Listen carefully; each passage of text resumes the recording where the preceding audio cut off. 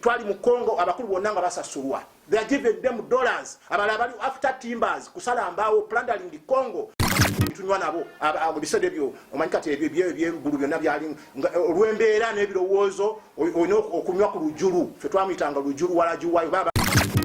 nonywako ocyankanyikyanga nnyo omutwe kuba tolina kyakkola olya bubi osula bubi naye 20 years Northern Uganda abantu bali mu camp asimayi biki abantu omupresident n'agenda akakase mwamuse yafudde Benito chiwanuka ne bamujjamu amaaso ne bamutwala eruzira ne bamuziika musajja na malaalo oli Uganda we are going to be in a problem. President Museveni ajja kubanga agenze but you will find that esaawa zino mukimanyi nti n'amasanyalaze agafa ga Uganda mulimu aba China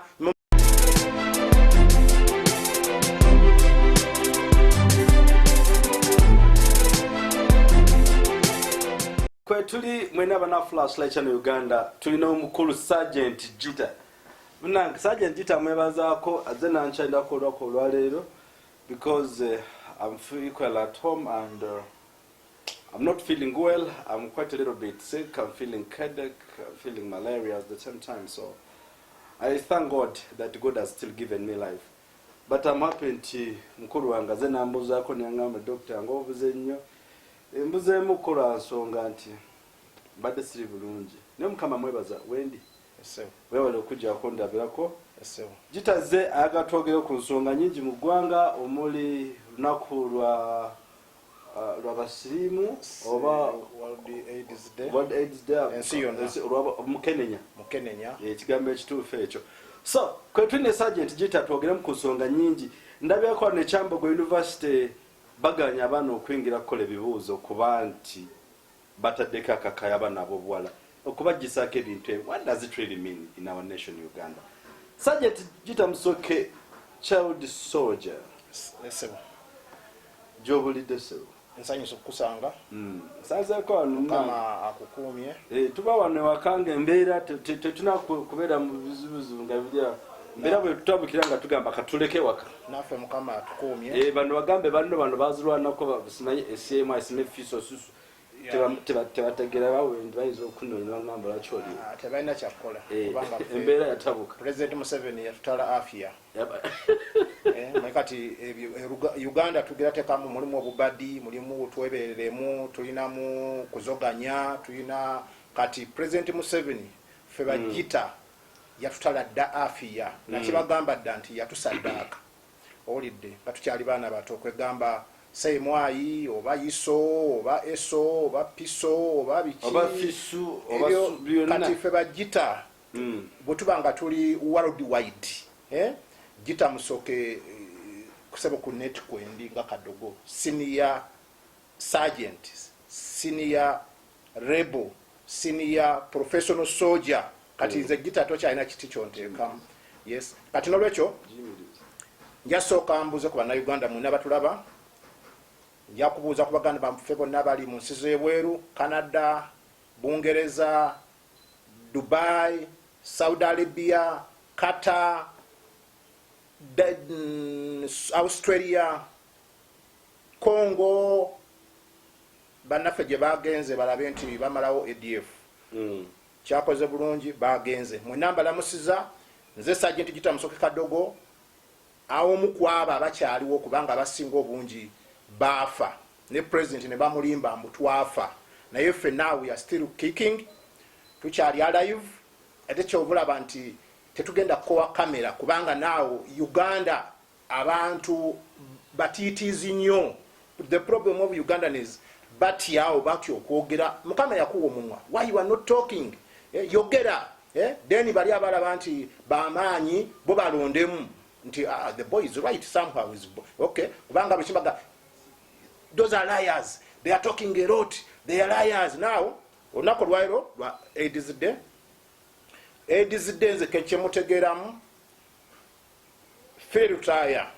Kirana musanvu wentegera nalangira nti yali muyimbi musajja mulungi era ennyimba za utate zivanga ku map. Be musajja wano eyaleta music nga abera Sweden.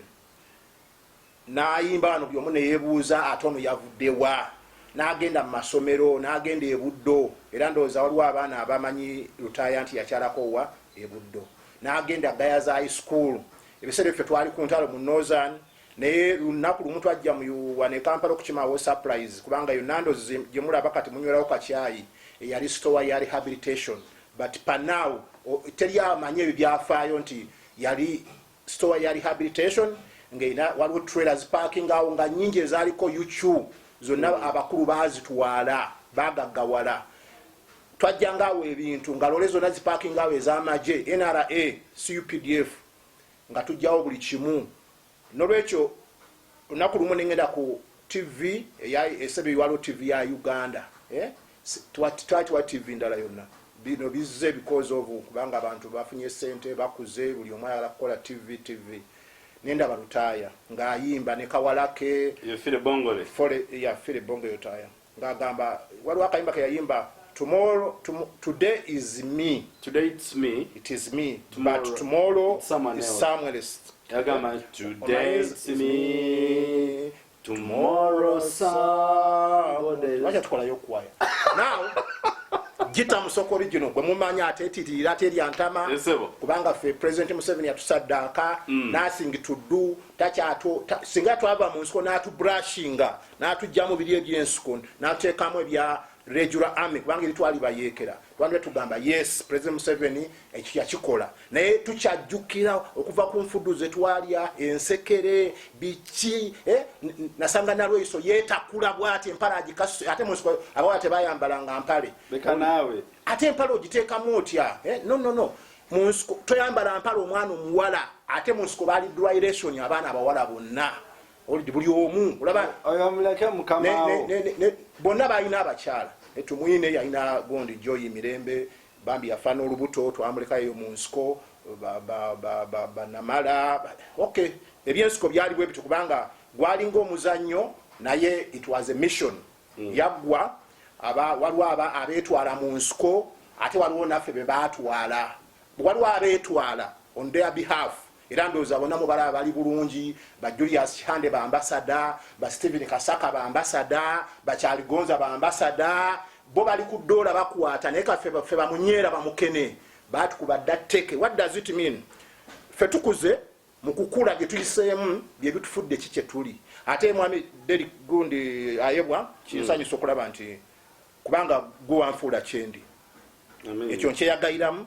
ne bannayuganda mwabali ebweru mufuddeyo nnyo era mwafaayo nnyo okulaba Gitta musoke yaani olidde kubanga kati nze nafuuka omuzindaalo mostly child soldiers abaana abato kubanga ffe president Museveni bwe tuddako emabega yatwerabira yatukozesa as ladders nanga amadaala nga bridge kubanga gwe bridge bw'ogiyitako n'ogenda osomoka gwe bolowooza nti naawe you okay netegera bridge eyo ani yagizimba gy'oyiseeko mulaba jinja simanyi masannyalaze abachina biki but you will find that president Museveni ajja kuvaako ajja kusanga nga abachina bagamba yo bridge yaabwe mwabiwudde ebyekisaawe now they are going to pay interest in 20 years simanyi biki wano kasajja boogera balimbalimba but lwaki ebintu amini byakola esaazi no bagala kukitwala why China yalakweddiza Africa everywhere genda mu bintu genda mu masimu genda mu biki China wanudde mujja kulaba wano Uganda we are going to be in a problem president Museveni ajja kubanga agenze but you will find that esaawa zino mukimanyi nti n'amasannyalaze agafe ga Uganda mulimu abachina mulimu bazungu simanyi bayindi India and China ezensi bbiri wano Uganda ebintu mukyabiraba nga bwe mubiraba kati but kubanga buli omu bayingiddewo olidde genda mu ngudo zaffe jakwesanga wano nga bagamba president Museveni yavaako naye China wanayinawo yikaze ettaka bweziti kamuwire bya Maryland mulowooza national park olidde ezo nazo ezimu jakwesanga zagenda dda jakwesanga nga n'amazike nebitulowooza nti bisolo byaffe wano nga byayingiramu dda Chinese olidde ennyanja yiyo mugiraba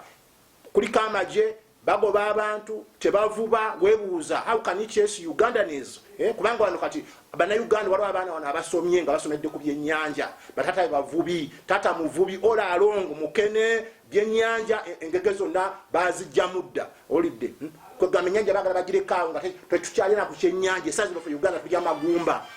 fire you see kati ekiraga ki kiraga nti gye tulaga mu maaso wagenda kuba wabi nnyo abaana baffe tebakyalya ku ngege osanga omusajja omuzadde tasobola kukwata ngege n'agigula mitwalo 2 naawuye ne dairema naawo olunaku olwaleero World AIDS Day nze ayogera nammwe baganda bange bana bafa AIDS era baziikibwa nze gwe bali balowooza nti nno konya ajja kunzita lakona ajja kunzita naye natuukanga waka ne mbagamba naye mukyakale mpola bali ku disco ow'amaaso ameeru wuuko mukombozi ow'amaaso ameeru ne bagamba mulagawa nti tugenda ku kikiri bo bakita kikiri olidde naye ffe ekyatuyamba naye munoza ndye twali abakulu bangi baasanyuka balumumba basefaali era bonna tebaliiwo waayi kubanga buli lwosanyuka basulanga mu mabaala twali ku ntalo naye basula ku mukunywa ate mukunywa nga bakazi abakyala olwokuba nti baali mu nsiko nnyo ate baali bakulu tebasobola nnyo abamu kufuna abakyala biki kati bwe twamala okuwamba eggwanga bo balowooza nti naawe kati batuuse mu nsi ensuubize era kyova olaba walondola President Museveni lwatuulaawo n'agamba yii sefaali mwenye muzeeyi bonna abasajja nga bandi bali bafa kyasi ng'abazira naye olaba baafa obulwadde obwo bwa AIDS abantu nabe twaziika bagenda bakamuntu genda abasajja bonna abaali ab'amaanyi abalwa entalo za noza ne betwala nabo mu nsiko obulwadde obwo abatwala AIDS era President Museveni kati waliwo atuuza Army Council n'alabanga abantu bayogeeramu abamu baana baabwe abamu family member talina ekyo kikolera naye luli yatula nga Army Council n'alaba abasajja n'agamba yes nga osanga omusajja captain ayogera bwogezi ba society katungi ng'olaba abasajja lanka ntono balwanyi naye essaawa zino olaba abantu beesize ebizugo bonna bamyufu olidde lanka ezigenda ku bibegabega ziri mu bifuba pisto bazisibye ku mavivi golowooza ndowooza kakati gano magye ga Amerika naye nga takubanga ku sasi neeri olidde naye kyova olaba nawe problem kati olaba bino bye Congo yes bagenze Congo naye nga ADF from 97 Congo ADF Eastern Congo President Sekedi President Museveni Paulo Kagame nga tebanakutula ku meeza emu to get a solution of Eastern Congo ebyo nane banatwala ennyonyi za Uganda zonna zikube Congo that is a lies olira mwana balwaki konyi yamala emyaka 2 n'atuddusa paka obo in Central Africa why ekintu bakiteeka mu business olidde nabagamba mostly nze nazula ghost soldiers emitwalo 2.4 400 billions and 20 millions in ghost back liar Gitta is a liar buli kimwe liar ne fili tutaya bagamba is a liar alimba mbo AIDS alimba tutaya nabagamba please nalwala no no wirala kaye ero dogo tamale minuti je bava edogo ngosanga amakago nagaweddewo bataddemu olubugo mu mulyango nti abawo bonna baafa abantu baafa NRA abayite Masaka ekirya kya Patrick Lumumba Sad Batali wafe twakomaawo kanoni gune tujja mukaba sandaawo ne tukyalazaawo mpiji wawo tuyisu wambe Kampala naye amajega fagayita nyendo kubanga manya ensiko abakyala abawala abaliyo bali bakabakulu kati abana batuukawe Masaka luka ya nyendaawo ne basaabana efa gano tuka mu Northern we NRA fetu atwala AIDS mu Northern why tejaki ne kutwatuka mu Northern okuba twalina obukyayi bataddemu obukyayi mbu bali banyanya those are nyanyas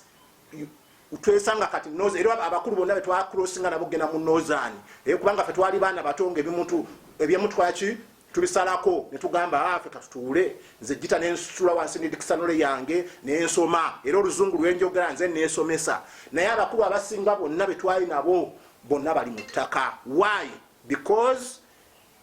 bava mu nyendo ng'olwedde bafunye obulwadde ne tukaano mu Kampala ng'osanga era westerners abanankole ekino bakizuula luvannyuma omukulu ng'ava eggulu n'ajja Kampala bw'amanya nti munne yazzeeyo eggulu aye n'asula mu maka g'oyo omukyala kubanga bo yali kalica yaabwe olidde they share wives olidde era president yamala bagamba konaga please obulwadde obuliwo muleme kwagala bakazi b'abannammwe ojja kwagala mpozi omukyala naye yalwala dda olidde era abasinga basangayo mu z'ofiisi eyo batambula mu z'ofiisi z'abakulu mu state house wa basaba buyambi why abakulu abasinga tebalina eyo kategori yonna eyafa tewali kye baakola sente bazimaliranga mu mabaala omuntu nanywa omwenge okuva ku ekiro paka ku makya saa 11 abayingira mu barracks kwebaka na mukyala mulala 11 abafuluma tuli ku ntalo naye nga gye tuli musubi eyo genda okidi genda simanyi eregu genda simanyi muchwini genda kalongo genda parabeke genda namukoola ng'osanga bakulu bali eyo n'abakazi olidde ku lutalo naye buli naku ng'akyusa olidde era Northern Uganda me I witnessed NRA fetwatwala AIDS mu Northern Uganda in which way obulwadde bwe twajja mu nnyendo kubanga obulwadde bwafulumira Rakai Masaka kalisuzaao kasensero ku nyanja okwo nga bava Tanzania obawa nolwekyo bannaffe batufaako naye mukama bawe ekimule ky'emirembe kubanga ne corona naye kati naye abantu berabidde sirimu ate ne badda ku corona ne corona jaggenda ne Ebola mwamulaba abantu baafa bavaamu omusaayi mu maaso bakola batya nolwekyo kugamba tusabiragane batufaako in our family abantu bana my brothers sister babiri bafu bali mutaka olidde but now I have only one sister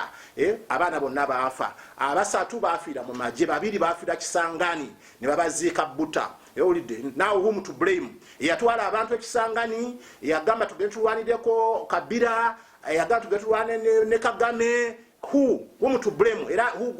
who is going to compensate those people kubanga tubengamba nti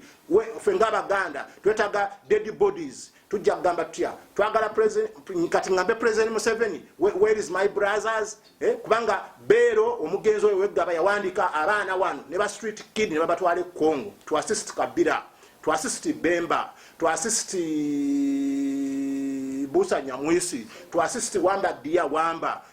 awo nachi kati olugero ne balukyusa we are fighting ADF naye nga misoni ndala Baganda bange bebase Buta sabange bokka n'abaana bangi waliwo n'abazadde abali abatala abaana baabwe balagawa nga baafira mu Sudan mujjukira wano waliwo abaafira mu Sudan Eritrea netukuba because we want to Gandhi capture Katumu abaana baafa olidde tubaziikayo mu Sudan olidde kagamba olaba nti abazadde olaba mama wasajiri nyakaba amaziga naye ate waliwo bakazi bato bali mu mayumba bw'amaziga nga gakaaba buli lwala bwati buli lwala bakumujasi n'agasinga omwana nkala afaanana bwatyo oba yabulira wa olidde n'abakyala mostly abakazi abawala abakyala bali mu PPU by then ebiseera byalimu afanda akanga abakyala babalimbalimba awo ne babalimbalimba ne bagamba abasajja bali Sudani bajja kudda ne babalimba awo n'obusente mugende mukyala emyezi 6 mubenga mulya omusaala olidde aba ne bafiire Sudani era byebiringa kati Congo we have attacked Congo. Yes, we can attack Congo. Nayenga ADF yatandise gulo. ADF like bagirideko sente za buli kika. You see, now such a photo. You see this photo. Holiday. Bano bona be baita problem mu Congo. In which way? Holiday. Problem ya Congo be basajja bano betwa tuyamba mbuyekera. ADF ne bagiguruminga abamu ne basala ne bayingira mu majega Congo mubalwana simanyi ne Kabira simanyi biche buyekera naffe tuliyo tulowooza tulwanyisa ADF ali naffe tuli ku bintu birala pa now batute nyonyi mbuzigenda kuba ADF okay bayinza okuba camps ezo naye one thing what is the source of ADF ADF etandika etya Jamiru mukuru because me on my evidence and research Jamiru mukuru senior yaliwo ono Jamiru webuza ine myaka emeka yatandika obuyekeranga ine myaka emeka abiri olidde oyina okunoonyereza nomanya Jamiru mukuru ali eruzira yatandika obuyekeranga ine myaka emeka kubanga ADF etandise 97 okuva ku muzikiti gwa Old Kampala kazini ngali mu lubiri n'alumba n'akubaawo ne badduka ne bagenda buwa kali how do you call it waliwo ne mu bunyolo wano webagenda bakola ataka ne bakuba bakazi awo biki then they move ne bagenda bwe batyo Congo ADF okitegera nti efuuse serious lyakola ataka empondwe ne bayita lubiri yawo ne baatakinga sad battalion Congo Kisangani tulabe tukapchalinga ebisaawe genda Bunya genda Bafasende genda Buta genda Gabadolite genda Kisangani jangu mu Eastern Congo etumanya Beni ekisaye tukikutte naye walabanga ate bigenderwa birala ulire training eziriyo to support Kabira to remove Kabira fetu tute Kabira ate fetu mujako ate fetu mulwanyisa pa now enyonyi zagenze zikube raids enfo za ADF. What does it mean? Kwegamba ebintu ebimu, the only problem ebintu biruwawo kati abantu bafudde unali wano buli gubakuba ADF. Abantu bebatta abasiraamu mbu ADF yebatta. But remember, in Congo we have security people there. They operate there from security organs. Webuuza ola alongo enyonyi zigende kati bakategera juze olwokuba bakubye poliisi leta Uganda ataka Congo. Bino byonna yes. Afande Kane Lugaba is trying his own best. Holiday. Era jakkola walaba ne konyi. President Museveni yatekawo natekawo afande Kanchiriho Mugenzi natekawo Lwakisalate Moses Brigadier natekawo ne Sani afande Kane Lugaba ne bagenda that operation. But you find that era konyi yadduka ya failinga. Why? Kubanga those who tipped konyi webali netebanya gwe basiba. They suspect owanyi otema simaba mawo simanyi bani konyi na agenda. That's why even right now konyi wali mulamu. In which way? Niba twalinga eggulu nga konyi bamulabula ayina satellite. Beti bigombo yo singava na yogera ku konyi. Yagezaako nnyo. One day ne konyi nagamba President Museveni agituteese. Ne bagenda President nagenda mu tanka. Naye atuuka Samuel nagamba nze ngene mu kampi ya konyi nagamba njagala defense esooka yange. Eyokubiri yange. Eyokusatu ya PPU. President Museveni nagamba bagenda betting ali eri munda yatuuse dda. Balinda President aje for peace talk. President yatuuka nagamba bwe ntuuka omusajja nanzisirayo. Then they come back nakomawo ggulu. Ebyo ne biggwa. Beti bigombe n'afaayo mwamulabanga ne Vincent oti ne konyi nga batudde. Peace talks. Era beti bigombe kumbi yalinganga maje. But division commander bonna abali egguluba buuza afande Wasu abali Kalege, buuza Kawagga, buuza bonna most abali mu Northern bafande Salabo. Nga beti bigombe wali eggulu. Ayina radio set yiye. Omusanga wali jaru echawe okopango jaru nga ne konyi. Why? Konyi akoleki ave mu nsiko. Amajiga konyi ne gavana yo awo nanga tutambula nabe eggulu genda Kanyogoga genda Kasubi olide abali banywa kuwala jinga nabakonyi tunywa nabo bisede byo omanyikati eby'eggulu byonna byali olwembeera n'ebirowoozo olina okunywa ku lujulu fe twamuyitanga lujulu wala juwayo baba mukola muwogo n'onywako ocyankanyanga nnyo omutwe kuba tolina kyakkola olya bubi osula bubi naye 20 years Northern Uganda abantu bali mu camp. In which way? Byonna kubanga abantu bali bagifudde business. Olide ADF tubadde mu Congo abakulu twali mu Congo abakulu bonna nga basasulwa. They are giving them dollars. Abala bali after timbers kusala ambao plundering the Congo. You see abali bali mu Koroti smile Diamond smile bichi kati obaba kulu bali bafuna sent from the rebel leaders baba sasula obaka manage officer $200 kati fa bajasi bagambe batu 10 bakazi ne bagana tugenda kuononeka omusajja nagamba no abana bali salary zaabwe ziyambe family Kampala naye bano mubawe 10 buli mwezi nti no abakulu ne bagana tebagaliza kati abo babaze ekibalo ennyonyi amafuta kati ekiri yawo center abo bayodde kubanga defense only eri mu train sima trillion nya ne trillion nya omujasa afune 2,000 eza feeding per day je mitwalo mukago omwezi olide kati zebawo omukyala w'omusirikale mitwalo mukaga naye ngo tebereza omujasa ayina abaana abamu balabira basenga abaabwe balabira bazadde baabwe mitwalo mukaga kati mitwalo mukaga esawu y'amanda egula sente mmeka Gitta gwavayo n'ayogera Gitta zeraya omujasa afune mitwalo 5 bajasi bepangisiza. They don't have accommodation in the barracks olide kati bayingide mutwalo we Congo because they have calculated fuel suji wati bombs bichi luli twagende kwangiba miji zagenda 3 emu negwayo now a miji say egula sente meka president bring back my brain no emuwozi no byakomaawo tebalina gwe basiba alonda yenyini nayo nona mission bagambye no abajasi batambula from Lugole paka kwangiba Kigere abana basafarize from Gulu baba Lugole eyo na mu Northern mumanye ebitundu bye Lugole Lukungu wa twatambula mu Northern every wetwalika banafe nga tubazise tubatekawo $40 just osmao $40 not kaumano ne mwetolola ogera kulaba ngate mukomawo wenyini mugenda kusanga embizi zazikuladde obuwanga buli aloga bambi ono yegundi twa bambo obuwanga osulawo osula n'obuwanga kubanga twali mobile otambula taliwo tutamanyi genda Amuru genda Kalongo genda Muchwini genda simanyi Padere genda but because of what nenga bakulu bali mukulya sent many of them they are died bali mutaka because of AIDS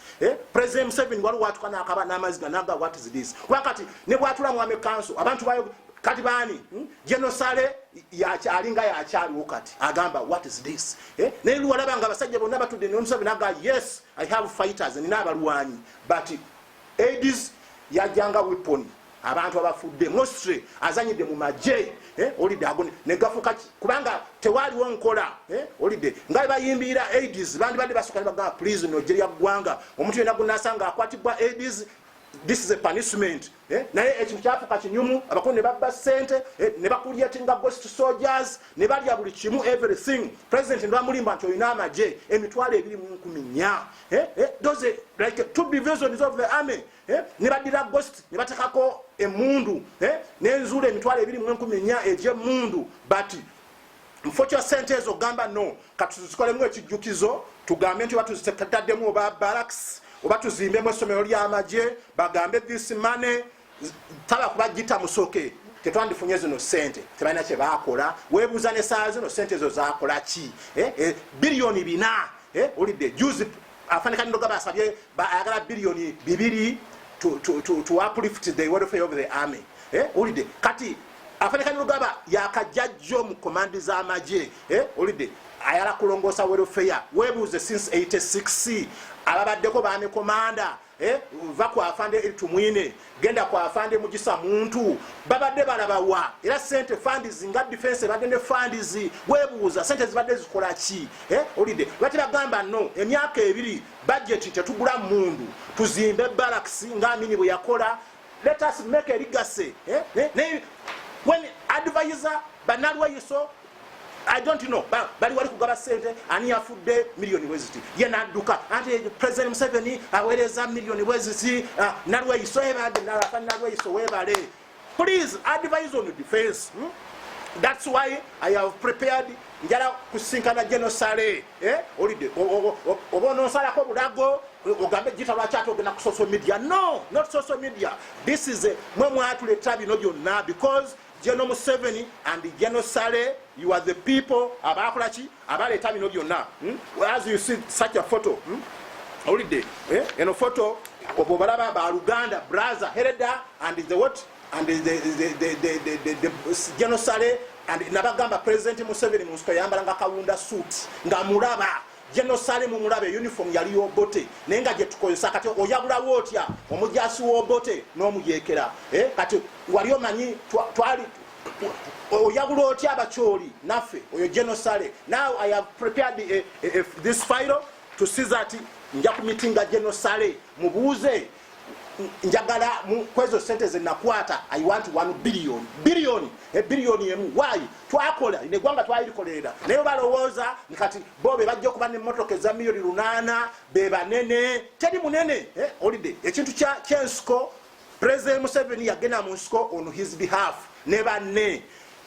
feba Gitta batujja masomero what does it mean waliwo abagenda for their interest ne wabawe batwala nga tetumanya kigenda maso but reaching there mujja kuba bulungi mujja kusoma bogano obuza president omanyi bakadogo abasoma embala oyina kadogo yena aliwo nga ali ku Dalia brigadier ne tutulako ene baga president yagala kusinkana kadogo there's a mic kadogo abasajja babano bakuze na jukira mbo twali tufana you see such a photo holiday but I twenkana ndoza you see here President Museveni nga meeting abakadogo mu State House ndoza laba wansi wano holiday President Museveni holiday kati oyina okwebuuza ababana bali liddawa where are they era yali abawadde ki feba Gitta yali atuwadde ki holiday obwana tuli ku ntalo tuli ku pirika nolwekyo President Museveni sinza kugamba nze mbera ku kamera omuntu gwe manyi gwe nyinza okolako n'ekitabo page 5 ye President Museveni ye genocide ye General Rwejema ye General Eritumwine, General Sejjusa, why be bantu abatukuza olide naye bw'olwokuba baali bamaze okubala ensolo yaabwe panaawo abakyaliwo abalamu bonna bambasada bafanika ndo tafire mubalaba bava mu office eno baddamu eno baba yingire esonga basomye kati fa abasiru aba P6C where are we going to benefit eno luzungu etwogera luli spoken or luli broken tufetwa yigiriza oyina Gitta, why don't you go back to Kadogo kakati ate ani yandirwanye olide goloza bana bameka bakatumba baluwa Abbas yafire soroti nga twakakwata njina egulu lyamukubira ku flying school ba senyombi baluwa bamukubira mu mamba nga bana abasajja ku macha basuze balwana bavudde mu abana bakumaso mpozi ba parkinze mwambusi bakaterega baluwa bakanyike baluwa bansereko baluwa ba mguni musasizi katumba mukasa abana bonna baganda where are they kasozi they died musisi oidawana mikwano jangu twana abo na twabalekaye mu nozani abalagenda wali ojinja ku mailo 2 oda mafubira kati ndaba limbo yamaje yava ku Amini mufecho girongosa bagisireka akatimba bakwata mundu genda Congo please abantu babazika nayo laba there is nothing at all tenya aloza gamba no eri baraksi ye magamaga na wano this is a limbo of the army since Amini mujukira wa Amini ndoza we bazika no minister go bali basema Kirunda yali bamutani bamuzika president nagenda witnessinge mwamuzise did you record in the book ko gamba okuta tukutandise kati muri kubano basheka sima bichi abantu omu president nagenda kakase mwamuse yafude Benito chiwanuka ne bamujjamu amaaso ne bamutwala eruzira ne bamuziika musajja na malalo oli waliwo Haji Kakande yaliwo nakakasa the man they have buried him there ne bamutta to destroy the evidences kati mwamuloza nti ebintu byakatandika kati no omuntu ayinza kubenaga Gitta bamutte nota namukula ba Gitta chovula mbadde mubuza Gitta drone zamutwala Gitta yabula no oide nze why Rogers Dr. Yanfula Chendi, why I'm not visiting him? Era kwezanga ompayo ka kirimanga no, take out camera, take out. Kubanga abana Uganda bali eyo genda bweru genda abantu bayine nyonta. We have to talk issues ezijjo kuzimbe gwanga. Ne teryalo woza ntejaza na kwa advise president namugamba ejinja waliwe bazika abana ba NRA. Nga twasombe emirambo, singafa ne katunji wali ndoze sazi nali mubendeze Lieutenant Kano ye yavuganga kirole tuleta mirambo tutuka mu luwero gitonya.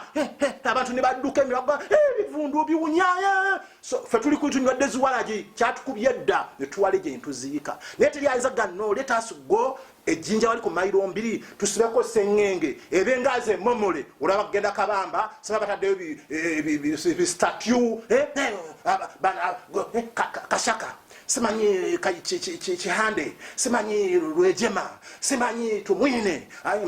abakuba kabamba ne tuka mu luwero ekanyanda president Museveni mundurani we awandi badi waliwo kijukizo ntwano president we gwanga nebanga testimony wano we yasulanga ene yali toilet ye eyete Gitta je bagye twasima omusajja yali afana bwat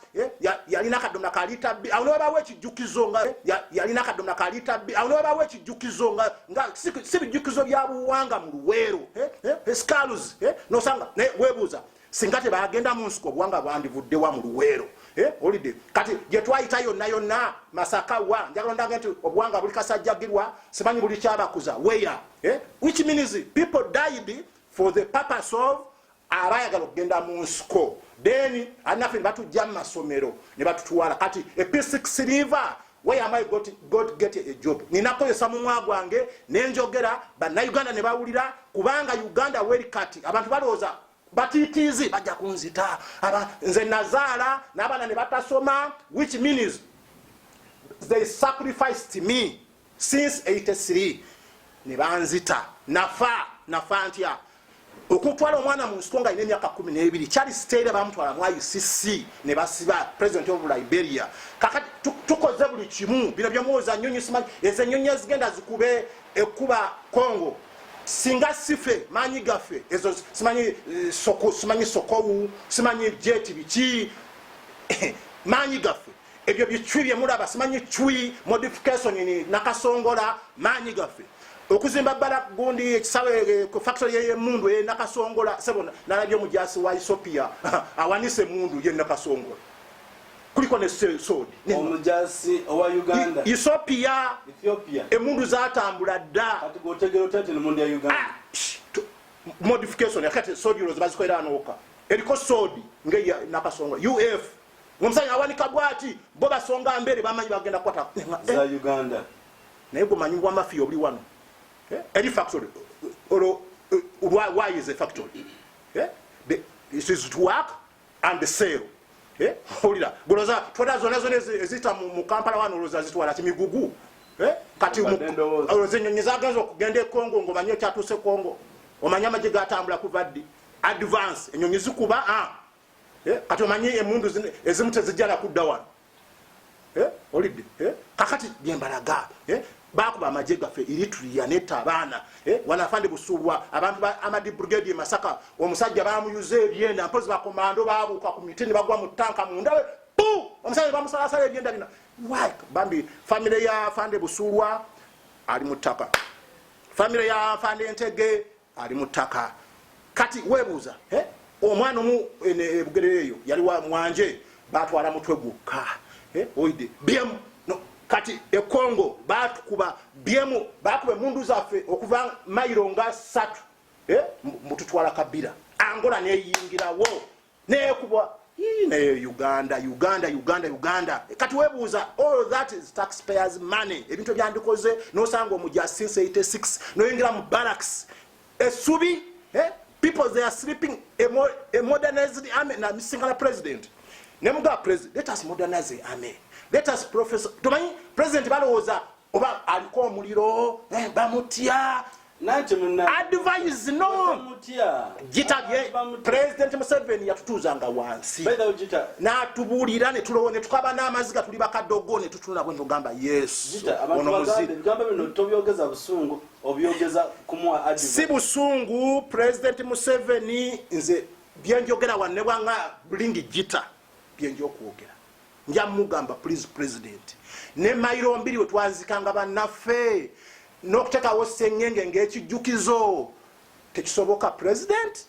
nti Gitta mbadde simanyi you know my advisors they are not telling me the truth gende ekapeeka wetwazika jet mwebazo olabe limbo bwefaanana ey'amagye UPDF weyobasa emitwalo 3 egy'amagye konyebe yatta office aliwogu ndaba kati bebazika bonna balwa abantu bagundi ani ono Sam Kuteesa simanyi baani oba mwasalawo it was a decision amaje gazikibwe kapeeka lwaki bo mubatwala waabwe waka kwegambula those are all disorganization holiday mugambye nti abantu mubazike kapeeka esawa zino jeti mwakukutane jeti gosimanyi tukwolo afanekanye Lugabe yali priest ye yasaba na kwata Bible nagamba praise Jesus what kunakwolo ye yali pastor asabira jeti holiday naye afanekanye Lugabe wali ofu ngabo okay yes you are now anti wayagala kuba mukulu this is a time UPDF etuke ku level holiday sibino okuteka amateeka mu barracks ebombo kati mwaganye na ambulance ngolo bakuzika ebifaananyi by'ababaka sababa Bobi Wine kati banayi one thing soka mutegeere luwero yakolaki luwero yali bino bino bye mulimu lankaze mwambala abiki if it was not luwero temwandi baddenga bwe muli Nakaseke hospital ye yatuleeta wano netulabirira Dr. Bata twamujawa olidde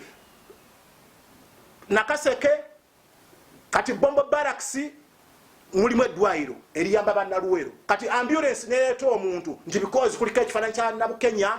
is not allowed to enter kubanga abantu bo opposition gwe sebo mujasi gwate ateeka amateeka mu barracks y'ebombo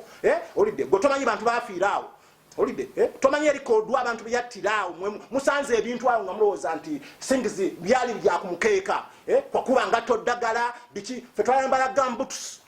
nekwokya n'oyiwamu amazzi ebige byonna ne biggwako amaliba kati gwosanze oluma training mu ngato yaddagala oluma training omusala mugutandika mu training wing kati no ambulance ya Nabukenya tejja kuyingira yano ya sese gundi ani ono lutamaguzi tejja kuyingira ereso mulwadde wayabiche afanekane Lugaba entebe jolimu mubadde muje gyodongo mubadde mu kazini mubadde mu Katumba Wamala mubadde mu Musale mubadde mu Lwejema mubadde mu banji amateeka agamu mugaleke. This is Uganda. Twali mu nsiko bakayindo tafiire boogeza maanyi obumeeza bwa butititi buno obwenkoma panaawo bali ku meeza genda ali muntana affair emeeza zivawa Bungereza mahogani naawo ode ezimu muzireke naawo bannaffe bonna abafiirwa abantu babwe kulwa AIDS kitalo bannaffe abafiirwa mu corona kitalo obulwadde n'obulala bukyajja nga kyali kwekyo nga gwe yaliko yanga soja Charudi soja kadogo ateri antama wazirwanako ate obudde obusinga batugamba nti n'abasirikale abasinga bafa nnyo siriimu wali wadde magezi ki kuno olunaku olwa World AIDS Day bawe advice olaba gwe bavaayo ng'oli abantu balina okwekuuma for one thing bino bibawooza mbu nina abakazi 5 nina biki demands Uganda weri kati abantu bali bubi mostly on financially gwalowooza nti ojja kuba n'abakazi 3 omukazi ajja kulaba kubanga kati demands ne technology wali kati ebirungi bingi amasimu nago gonoonye families abaana abato panaawo abaana tebabadde mu masomero abaana bonna bonoonesa osanga bali ku masimu baseka bali mu bintu bya pornography bya kisiru now such issues demands omukazi ayala akaviri akalungi omukazi ayala akagoye akalungi olina abakazi 3 era omukazi ajja kugenda afuneyo side dish what does it mean holiday our AIDS wava nze nandisabye abantu nadda abasirikale bobo bategeke sida kwa tuchabe my college